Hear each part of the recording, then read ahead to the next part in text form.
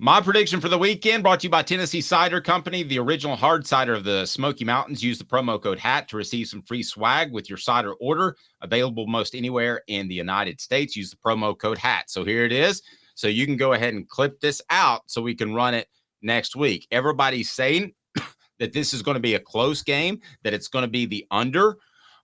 Caleb, we've gotten your prediction. Here's my prediction.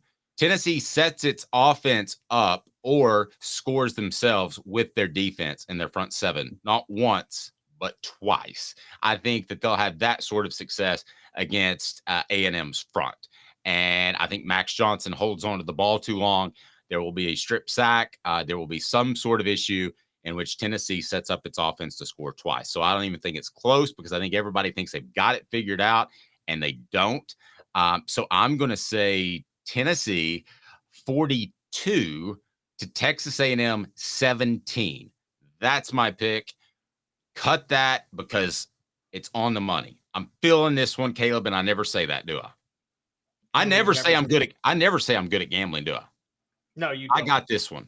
42-17. Mark it down. Right. Actually, what you said fits right into my prop bets, funny enough, because there's some good prop bets to make on this, but I'm going Tennessee 27-20, like almost last week's Alabama game. Prop bets. Lay them on me. All right, okay. Let's get through. So, all right, prop bets. So there are 5. First one is Texas A&M.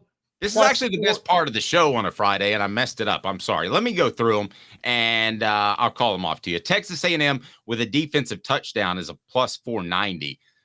That's crazy. I don't think they'll score a defensive touchdown. Do you? Tennessee's more prone to turnovers this year than they were last year, and Texas A&M scored 2 defensive touchdowns against Arkansas. Yeah, I still wouldn't take that. I know it's a plus 490, so $100 gets you 490. But Tennessee football defensive touchdown. Hey now, I'll take that plus 500. Wow. See, I say take both. I take both. Take whatever you want to bet on one, half it, and bet on, because there will be put it this way, in general, how much would you put on there would be a defensive touchdown in this game? That should almost be a minus, shouldn't it? That should almost be like you'd have to bet over $100 to win 100, right? Yeah, I mean, I don't have a problem with that at all. And then you've got Aeneas Smith scores the touchdown.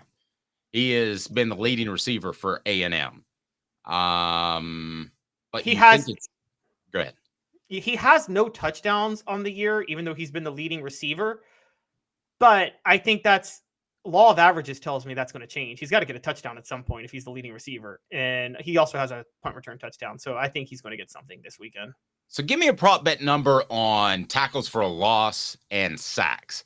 As I share with you that Caleb Calhoun says Max Johnson under 207.5 passing yards. We'll see if he's able to be held under that by Tennessee's defense. And then number 1, Joe Milton under 250 passing yards. That's right at that number that if he's sitting there, it's probably a ball game. If he's sitting at 240, if he gets over that, I think Tennessee pulls away.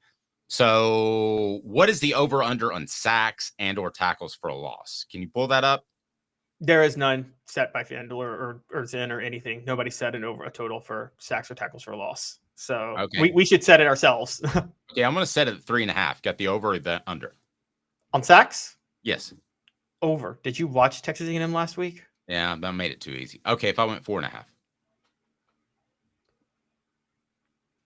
4.5.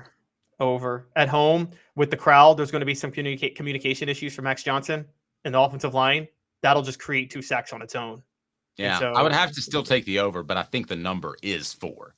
But I like put it in a half so that we have to go one direction or the other. Tackles for a loss, put it at 9.5. Yep. I'll go under on that, actually. I'll go under. So I think Texas A&M's going to just desperately throw it all over the field in this game. And I don't think there's going to be a lot of chances for tackles for a loss, but I think there's going to be a lot of pressures on Max Johnson in this one. Now, on the other side, do you think Texas A&M gets any sacks or tackles for a loss? I mean, their pass rush is good too. What's your over under with that one? I think they're going to throw a lot of bubble screens.